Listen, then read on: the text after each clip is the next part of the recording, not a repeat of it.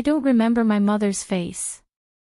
She died when I was 2, leaving just scattered photographs and Dad's stories to piece together who she was. My name is Olivia, and this is the story of how I learned that sometimes, the truth is the only weapon you need against lies. Growing up in a politician's house meant getting used to empty spaces. Our mansion had 6 bedrooms, but most days, it felt like I rattled around in there alone, like a marble in an empty box. Dad threw himself into his work after Mom died. For 2 years straight, he was just gone, not physically, he still lived with us. But emotionally, he might as well have been on another planet. Your father's giving a speech tonight, Olivia, my nanny, Emma, would say, turning on the TV. See, there he is. I'd press my little hands against the screen, trying to touch his face. That's how I usually saw him back then, through a glass barrier, talking to crowds of strangers instead of me. Thank God for Grandma Evelyn. She'd come over almost every day, bringing her famous chocolate chip cookies and stories about Dad when he was my age. I was 6 when everything changed. Dad came home one evening looking more alive than I had seen him in years. Olivia, honey, I want you to meet someone special, he said. That's how Victoria entered our lives. My new stepmother was tall, perfectly put together, with a practiced smile that never quite reached her eyes. I remember standing there in my Pokemon pajamas, looking up at her and feeling something was off. The first few months weren't too bad. Victoria mostly ignored me, which was fine by me. I had my own wing of the house anyway, my bedroom, bathroom, and a little study area where I did my homework. Emma stayed on as my nanny, and between her and Grandma Evelyn, I barely had to interact with Victoria at all. But I started noticing things, like how Victoria's smile would drop the second Dad left the room, or how she'd accidentally schedule her fancy lunch parties during my piano recitals so Dad had to choose between them. He always chose her events. Couldn't disappoint the wife of a rising political star, after all. Don't take it personally, sweetie, Grandma Evelyn would tell me. Your father's just busy. The campaign trail is demanding. I tried not to, really, I did. But it's hard not to take it personally when you're watching your father's career updates on YouTube instead of having dinner with him, or when your stepmother's shopping sprees get more attention than your straight A's. High school changed everything. Dad started talking about my future more, probably because his advisors told him education was a hot topic for voters. Whatever the reason, I wasn't complaining. For the first time in years, he seemed actually interested in my life. Yale, Harvard, Stanford, take your pick, Kimmy, he said one evening, surprising me by actually being home for dinner. With your grades, you could get into any of them. I'll cover everything, tuition, housing, whatever you need. I nearly choked on my pasta. Victoria's fork clattered against her plate. Then came my 16th birthday. I walked outside that morning to find a brand new Mercedes in the driveway, complete with a massive red bow. Dad was standing there, grinning like a kid himself. Happy birthday, sweetheart. He dangled the keys in front of me. Think you can handle it? I screamed and hugged him so hard I probably wrinkled his $1,000 suit.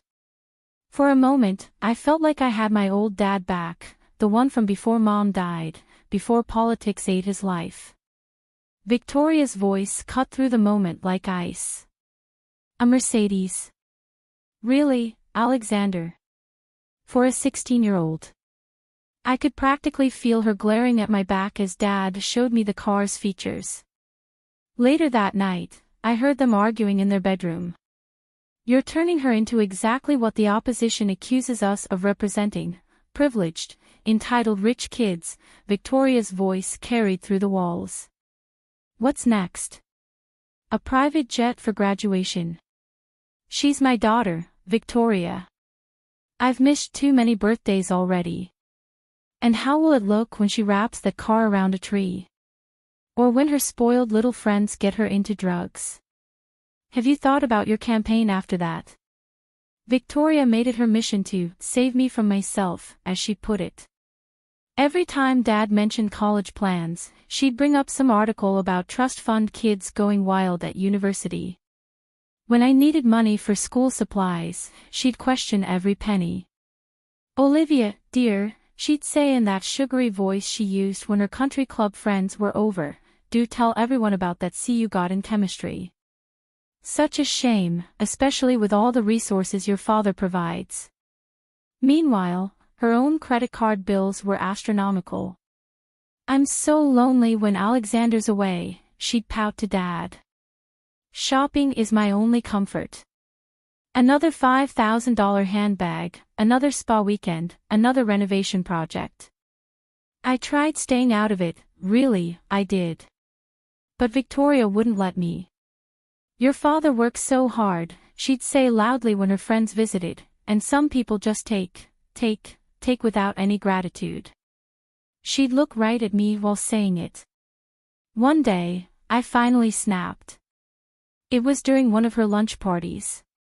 She'd been making little digs at me all afternoon, and I just couldn't take it anymore. At least I'm not the one bleeding him dry with shopping sprees, I shot back. The room went silent. Victoria's face turned red. That evening, Dad called me into his study. Victoria tells me you embarrassed her in front of her friends today, Olivia. You need to try harder. She's doing her best to be a mother to you. I wanted to scream. Instead, I just nodded and went to my room. After that, I became a ghost in my own house. I took my meals in my room, timing my kitchen raids for when Victoria was out. I studied harder than ever, determined to get into a college far away from her. The only time I had to see her was when Dad was home, and then I'd play my part in our little family theater production. Winter break couldn't come fast enough that year. My friends had planned a snowboarding trip to Mountain Ridge Resort, and, surprisingly, Victoria agreed. When I asked for permission, Dad was away on some campaign tour as usual. Here's money for the trip, Victoria said, holding out several $100 bills. Her lips were pressed into a thin line. But remember, Olivia, no showing off. We don't need stories about the politician's spoiled daughter making a scene at a ski resort. The morning we left, the sky was perfect, crystal clear blue, with fresh powder on the slopes. I'd been snowboarding at Mountain Ridge since I was 13, and the familiar rush of excitement filled me as we pulled into the parking lot. The first few runs were perfect, the wind in my face, the spray of snow, the absolute freedom. This was my happy place. No Victoria, no political drama, just me and the mountain. Then it happened. I still replay that moment in my head sometimes. I was on my favorite trail, coming down at a good clip. I'd done this run dozens of times before, but somehow, maybe I caught an edge, maybe I was going too fast, everything went wrong in an instant. The world spun, sky, snow, sky, snow. I felt myself rolling, tumbling, my body hitting the slope again and again. There was pain, sharp and overwhelming, and then everything went quiet, except for the sound of my own breathing and people shouting in the distance. Don't move, someone said, kneeling beside me. The ski patrol is coming. The pain in my legs was excruciating. Through the haze, I heard words like multiple fractures and emergency transport. In the ambulance, once they'd given me something for the pain, I pulled out my phone with shaking hands. Dad would know what to do. Dad would help. No answer. I tried again. Still nothing. With growing desperation, I called Victoria. What? Her sharp voice answered. Victoria, there's been an accident, I said, my voice trembling. I'm in an ambulance. Of course there has, her voice turned venomous. You worthless little drunk. I knew you'd pull something like this. Stealing money wasn't enough, now you have to embarrass your father with a drunken accident. What? I wasn't drinking. I just fell. Save your lies for someone else, you little thief. Don't bother calling again. The line went dead. I stared at my phone in shock, tears streaming down my face. Asterisk thief. Drunk, asterisk what was she talking about? Miss, we're almost at the hospital, the paramedic said gently. Is there someone else we can call for you? I nodded numbly, giving them Grandma Evelyn's number. My legs throbbed with every bump in the road, but somehow, the pain in my chest hurt worse. Hours passed in a blur of X-rays, doctors, and morphine. I kept checking my phone, waiting for Dad to call back. He had to have gotten my messages by now. He had to know I was hurt. But no call came. The nurses were kind, bringing me extra blankets and Jell-O cups, but as night fell and I lay there alone in the sterile hospital room, listening to the beeping of machines, I felt more abandoned than I ever had in my life. I woke up to sunshine streaming through the hospital window and the familiar scent of Grandma Evelyn's perfume. For a moment, just a moment, everything felt okay. Then I saw her face. Grandma Evelyn looked older than I'd ever seen her, her usual warm smile replaced by something pained and worried. She was wringing her hands, something she only did when things were really bad. Grandma, what's wrong? Is Dad coming? She sat down heavily in the chair beside my bed. Oh, Olivia, your father, he called me last night. He's very angry, sweetheart. He says you put his whole campaign at risk. What? How? He says. She paused, looking like each word hurt her. He says you stole money from the house, that you were drinking with your friends on the mountain, got into some kind of fight, and then fell while intoxicated. I felt like I'd been punched in the stomach. That's not true. None of that is true. I was just snowboarding. You know I've done it 100 times before.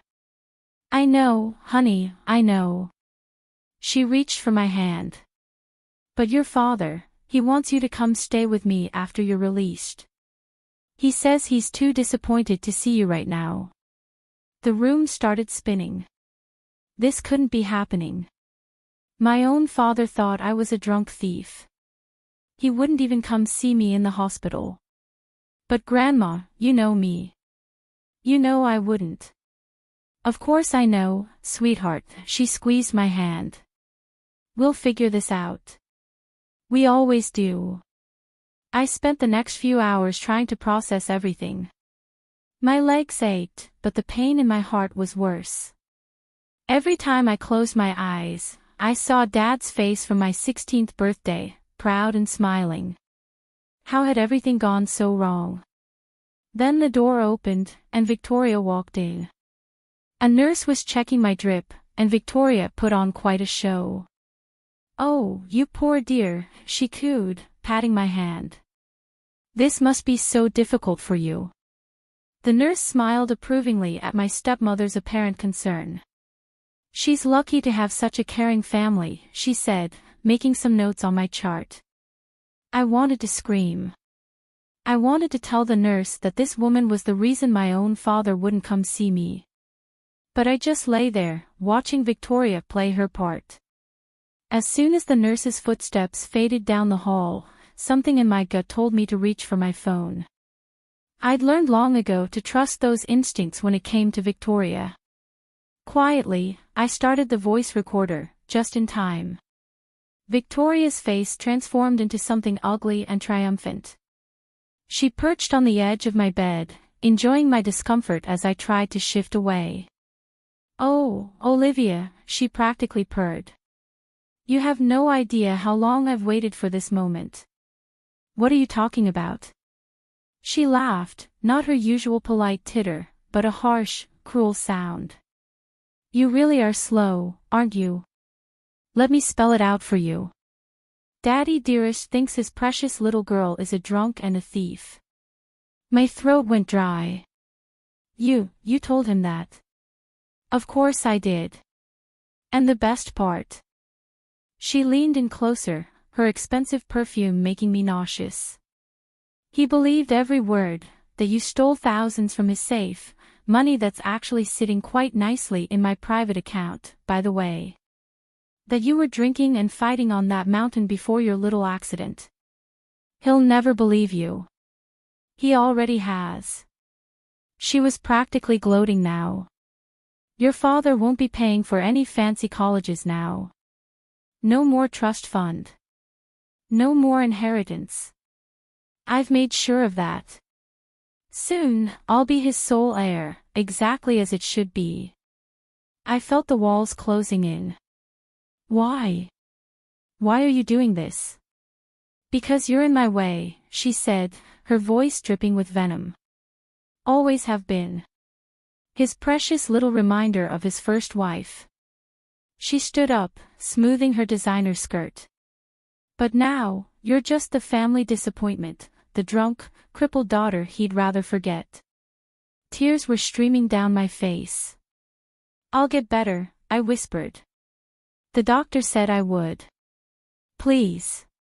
She waved her hand dismissively. You'll be lucky if you ever walk normally again.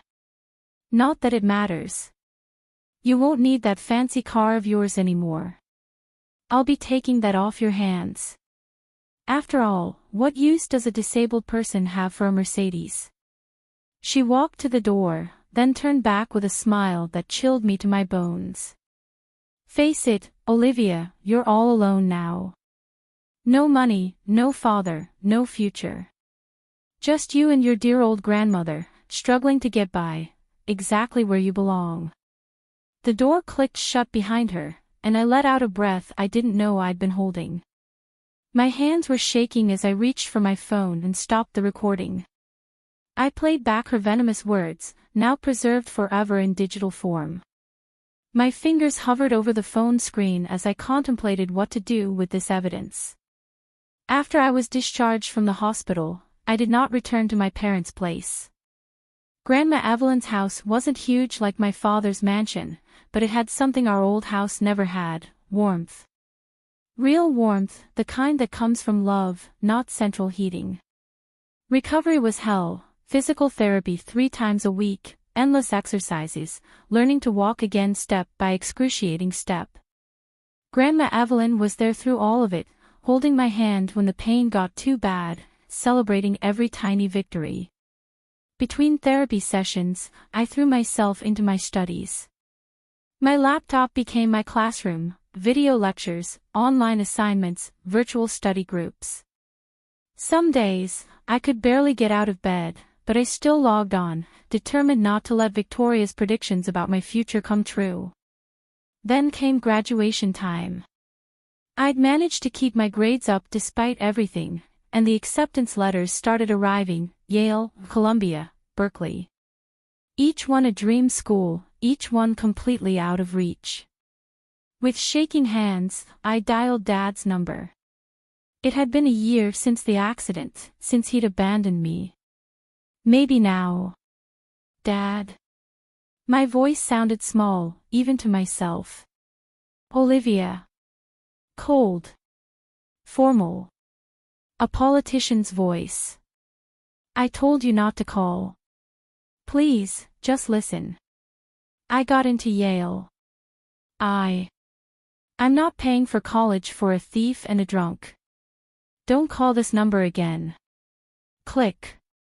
I sat there, phone in hand, the recording from the hospital burning a hole in my pocket. I could have played it for him, could have exposed Victoria's lies right then and there. But something stopped me. Pride, maybe.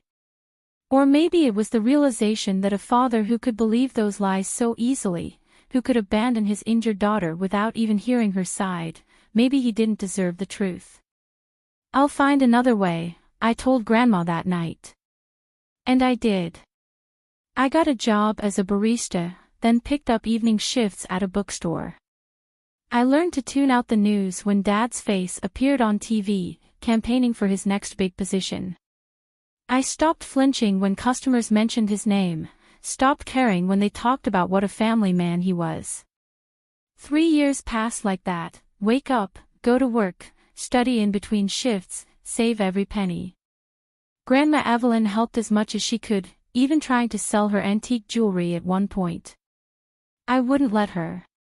You should be proud of yourself, she told me one evening as I counted my savings. I was about halfway to my goal. I realized. And I was. The girl who lived in that mansion, who'd driven that Mercedes, who'd waited desperately for her father's attention, she was gone. In her place was someone stronger, someone who didn't need his approval or his money. I was wiping down tables at the coffee shop when my phone buzzed. Unknown number. Usually, I'd let it go to voicemail, but something made me answer. Hello. Olivia, darling, that honey-sweet voice oozed through the line. Victoria. My hand tightened around the phone. What do you want now? Now, is that any way to talk to your loving stepmother? She laughed that fake laugh I remembered so well. Especially when I'm calling with such an opportunity for you.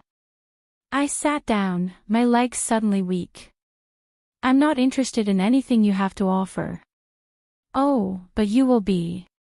Your father's campaign is ramping up again. His image team has this brilliant idea, focusing on family values. They want to do a series of interviews with you.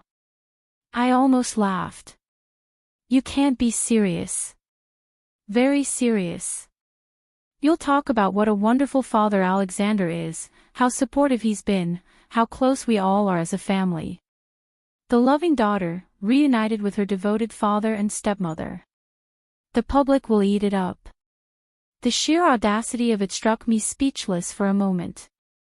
3 years of silence, of struggling, of rebuilding my life from scratch, and now they wanted me to play happy families. You're insane, I finally managed. Why would I ever help you? Her voice turned sharp. Because if you don't, you can forget about any inheritance. And don't forget, your father can still press charges for that money you stole. I never stole anything. You took that money. Your word against mine, dear. Who do you think people will believe? The respected politician's wife or the troubled, alcoholic daughter? Something snapped inside me, all those years of swallowing her lies, of taking the high road. For what? Go to hell, Victoria. I hung up. My hands were shaking as I sat at my tiny desk in Grandma's house. My laptop hummed to life, the audio files ready and waiting. It was time to make my move. Where I'd kept them all this time, Victoria's hospital room confession, and now this latest call, too. 3 years ago, I had chosen silence, chosen to walk away and rebuild on my own terms. But enough was enough. I opened my social media accounts and started typing. For 3 years, I've stayed quiet about what really happened. I attached the audio files, added screenshots of Victoria's threatening messages, everything. My finger hovered over the post button. This would change everything, not just for Victoria and Dad, but for me, too. There would be no going back after this. I pressed post. I had no idea what I'd started. Within hours, my post went viral. By morning, it was everywhere, news sites, political blogs, social media. My phone wouldn't stop ringing with calls from reporters and TV producers. We'd love to have you tell your story on our morning show, they'd say, or this could really damage your father's campaign, care to comment? I turned them all down. This wasn't about revenge anymore. Watching his polling numbers plummet didn't bring me the satisfaction I'd expected. If anything, it made me feel hollow. Then, exactly 1 week after the post, my phone rang. Dad's number. Can we meet? He asked. His voice sounded different, tired, human. Please. We agreed to meet at a small coffee shop, not the one where I worked, but a quiet place across town. When I walked in, I almost didn't recognize him. Gone was the polished politician in his perfect suit. Instead, I saw a man who looked like he hadn't slept in days, his tie loose, his shoulders slumped. "Olivia," he said, standing up. "I don't even know where to start." "The beginning might be good," I said, sitting down. He took a deep breath. "I heard the recordings, all of them. I've been listening to them over and over, trying to understand how I could have been so blind." His voice cracked.